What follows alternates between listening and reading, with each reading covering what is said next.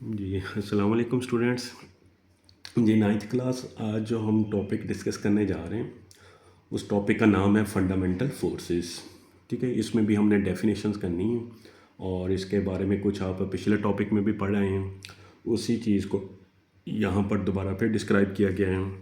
Fundamental forces में पहली जो फोर्स आ जाती है वो आ जाती है ग्रेविटेशनल फोर्स।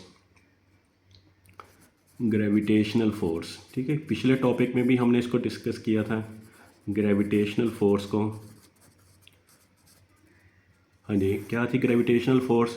कि हर बॉडी जो है वो दूसरे बॉडी को अट्रैक्शन की फोर्स लगाता है। ठीक है, यूनिवर्स में मौजूद हर बॉडी दूसरे बॉडी को क्या कर रहा है, वो अट्रैक्ट कर रहा है। किस फोर्स के साथ अट्रैक्ट कर रहा है? वो हमने पढ़ा था कि F=G m1m2/r²। इस फोर्स के साथ जो है वो एक हर बॉडी जो है वो दूसरे बॉडी को अट्रैक्ट कर रहा है और वो जो उस पर फोर्स अप्लाई कर रहा है उसको क्या नाम देते हैं? ग्रेविटेशनल फोर्स का नाम देंगे। ठीक है, उस फोर्स को क्या नाम देना है? Gravitational force. F=G m1m2/r²। ये पीछे भी हमने डिस्कस किए हैं। फिर सेकंड जो फंडामेंटल फोर्स आ जाती है उसको नाम देते हैं इलेक्ट्रोमैग्नेटिक फोर्स। उस फोर्स को हमने नाम देना है इलेक्ट्रोमैग्नेटिक फोर्स। हाँ जी, अब चार्जेस आ जाएंगे, मैग्नेटिक मैग्नेट आ जाएगा। ठीक है, और इनके दरमियान जो फोर्सेस होंगी उनको इलेक्ट्रोमैग्नेटिक फोर्स का नाम देना है।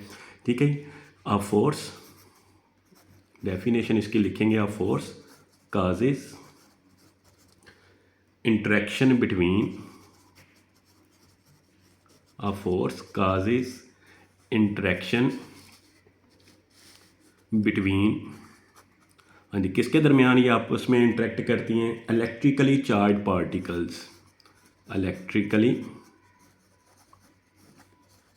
चार्ज पार्टिकल्स, ऐसी फोर्सेस जो इलेक्ट्रिकली चार्ज पार्टिकल्स में मौजूद हों तो उन फोर्सेस को क्या नाम देना है? इलेक्ट्रोमैग्नेटिक फोर्सेस का नाम देना है। ठीक है, और ये लॉन्ग रेंज फोर्स होती हैं, लेकिन इनकी रेंज जो है वो ग्रेविटेशनल फोर्स से कम होती है। ये भी लॉन्ग रेंज है, लेकिन ग्रेविटेशनल फोर्स से इनकी रेंज जो है वो कम होगी।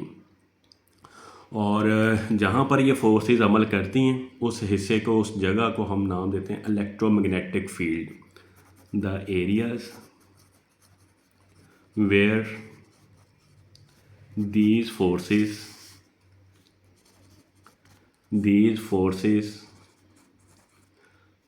act are called, हाँ जी, इलेक्ट्रोमैग्नेटिक फील्ड। वो हिस्से या वो मैदान जहाँ पर ये फोर्सेस अमल करती हैं उसको क्या नाम देते हैं? इलेक्ट्रोमैग्नेटिक फील्ड का नाम दे देते हैं। ठीक है, और यही फोर्सेस हैं जो एटम्स को आपस में बांध के रखती हैं। एटम्स को या मॉलिक्यूल्स को या क्रिस्टल को आपस में जो है वो बांध के रखती हैं। एक मैक्रोस्कोपिक लेवल, एक बड़े लेवल पर आपस में इनको बांध के रखती हैं। नेक्स्ट जो फंडामेंटल फोर्स आ जाती हैं उसको नाम देते हैं strong nuclear force. Strong nuclear force, हाँ जी। अब ये दो किस्म की होती हैं, स्ट्रॉन्ग एंड वीक। तो पहले हमने स्ट्रॉन्ग न्यूक्लियर फोर्स के बारे में पढ़ना है। ये जो स्ट्रॉन्ग न्यूक्लियर फोर्स होती हैं सब एटॉमिक पार्टिकल्स पर जो हैं वो अप्लाई होती हैं।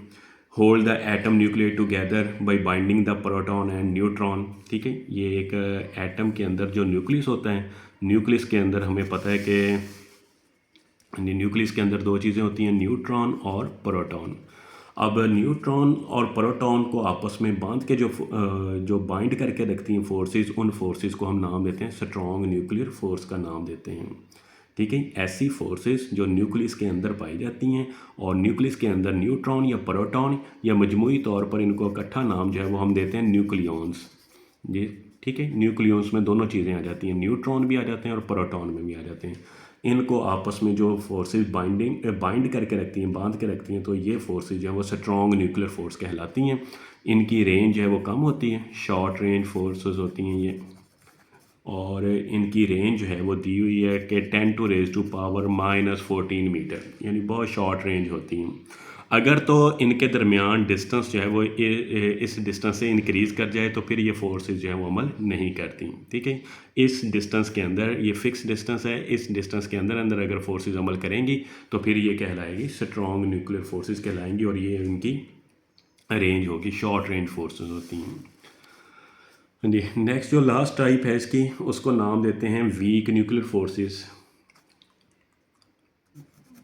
Weak nuclear forces. अब ये फोर्सेस जो हैं ये क्या करती हैं कि ये किसी भी न्यूक्लियस का डिके करवाती हैं, एटम का डिके करवाती हैं, ठीक है। यानी ये क्या करती हैं, डिसइंटीग्रेशन।